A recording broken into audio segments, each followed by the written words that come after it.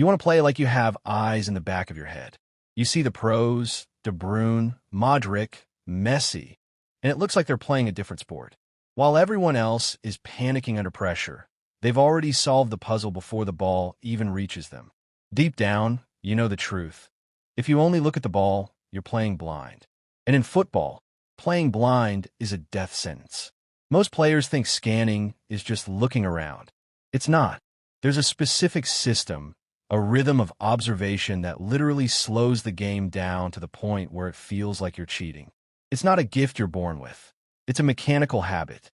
And in this video, I'm going to show you the exact protocol to master it step by step. Let's go. The biggest mistake I see is players scanning for the sake of scanning. They turn their heads, but they aren't seeing. Research shows that elite midfielders scan up to 1 second before receiving the ball, and they do it frequently. Xavi once said he'd scan up to 500 times per match. Think about that. That's a scan every few seconds. Why? Because football is a game of constantly shifting information. The second you look away, the defender moves, a teammate sprints, a gap closes. If your information is 3 seconds old, it's useless. You aren't just looking for jerseys. You're looking for space, intent, and triggers. To master this fast, we have to stop treating scanning as an extra thing you do and start treating it as the heartbeat of your entire game. Most players are reactive. They wait for the ball, then they look, then they decide. By then, the defender has already closed the gap. We're going to flip that. We scan, we decide, then we receive. That is the cheat code. The first pillar of the protocol is the rhythm.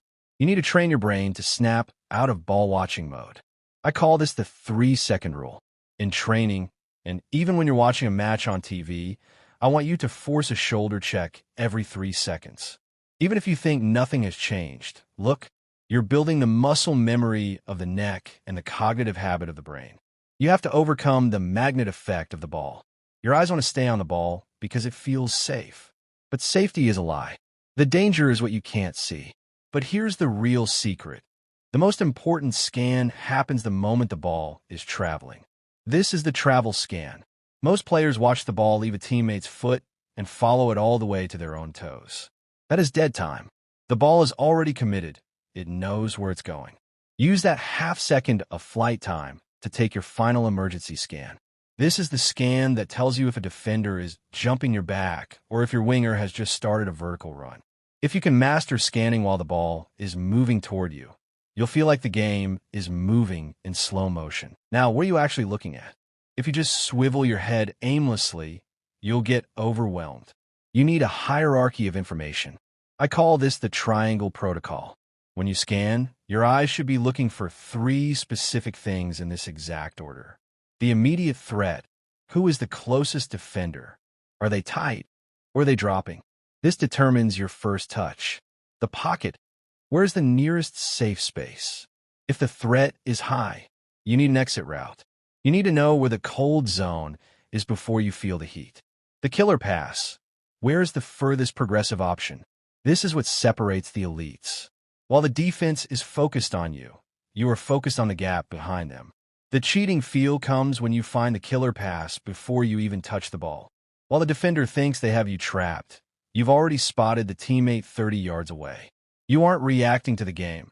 You're dictating it because you're working with future information. Depending on where you play, your scanning protocol changes. If you're a center back, you're the pilot. You aren't just scanning for threats. You are scanning to organize.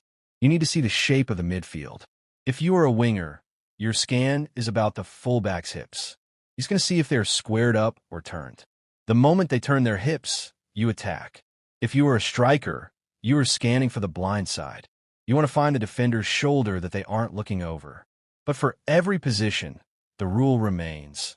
The more information you have, the less effort you need. You don't need to be the fastest player on the pitch if you have a 2-second head start on everyone else's brain. You don't need a full team to master this. You can do this against a wall or in your backyard. The wall scan. Stand 5 meters from a wall. Pass the ball hard. While the ball is traveling back to you, you must look over your shoulder and shout out a color of a cone or a number on your phone screen behind you. Control the ball, pass it back, and repeat. Do this until your neck feels like it's on a swivel. The peripheral dribbling.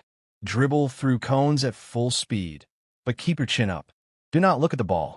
Every time you make a touch, try to identify something in the distance. A car color, a person walking, a sign. The goal is to make the physical act of ball control so automatic that your brain is 100% free to process the environment. When the feet don't need the brain's help, the difference between a good player and a cheating player is purely information. Thanks for watching on Football Score.